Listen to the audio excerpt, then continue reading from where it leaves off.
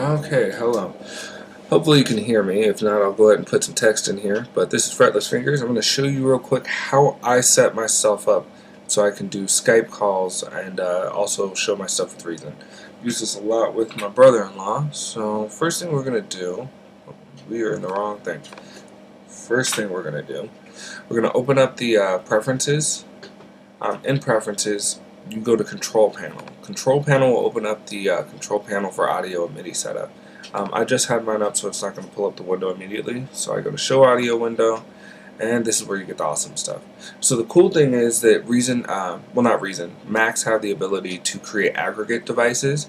What that basically means is you can set up your own audio devices and pick and choose what's actually going to be working with them. So in this case, you have Soundflower, my M-Audio Fast Track Pro, or in your case it would probably be the Balance, and the built-in microphone so you can hear. Now what you do is select those three devices. It's really just as simple as that. To create an aggregate device, you click on the bottom left side where it has a plus sign, and then just create aggregate device. It'll create a plus symbol. You can double click, change the name to whatever you want, and then you just choose what you want here. From there you can change the clock source, but for the most part you'll be fine with just using the Balance. And then you can go ahead and close that out. Now that you've had that created, you'll need to restart Reason, but I've already done this, so it's not necessary in this situation. But you'll close Reason, reopen it, then it'll see the new audio device. So you'd select it here, then, and I might even have two selections going at the same time, but then you are able to hear the fretless Skype. And as you can see, we're getting audio in through input 5. It might be slightly different depending on how you set things up. Sometimes it kind of just switches around randomly. But from here, the main idea is to get the audio from Reason to show up in Skype. The easiest way to do this, and what we're using in all actuality, when you look back at the control panel for audio MIDI setup, what we're using is the Soundflower 2 channel. So we just need a stereo channel. So we'll close that out. And what this does is it creates another set of channels. Now my M-Audio has 2 channels in and of itself. So it has the stereo master out and then the stereo side out, so I can monitor things. So the last one is actually the Soundflower. So that's pumping through your system. Now we're going to use that.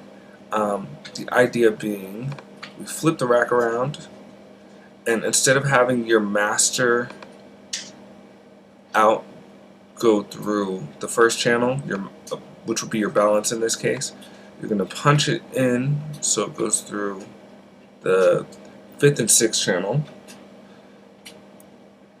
And then when we turn monitoring on, you can see that you're actually getting stuff through. So we have that done. And then 5 and 6 should be my it's actually picking up 2 things, but 5 and 6 should be the audio from the mic in the laptop. So all we need to do from here is open up Skype. We're going to do it from the launchpad on mine. Skype will open slowly.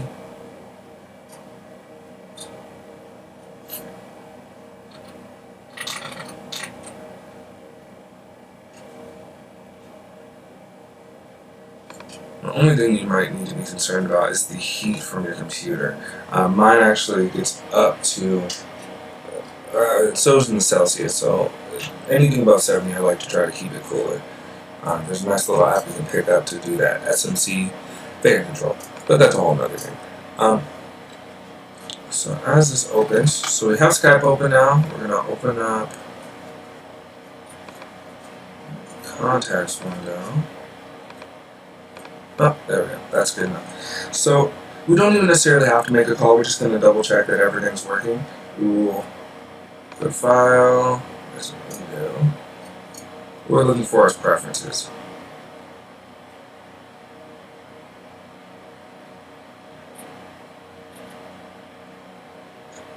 For whatever reason, there we go. Preferences.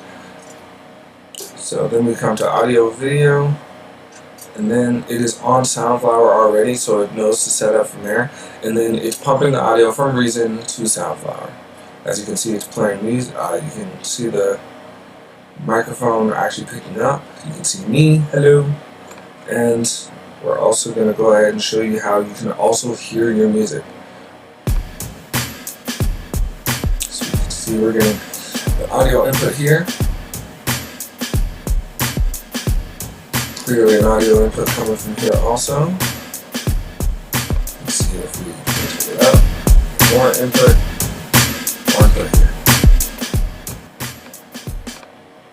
So the only thing you might need to consider is the amount of volume that you actually have. But other than that, it's as simple as that to set it up.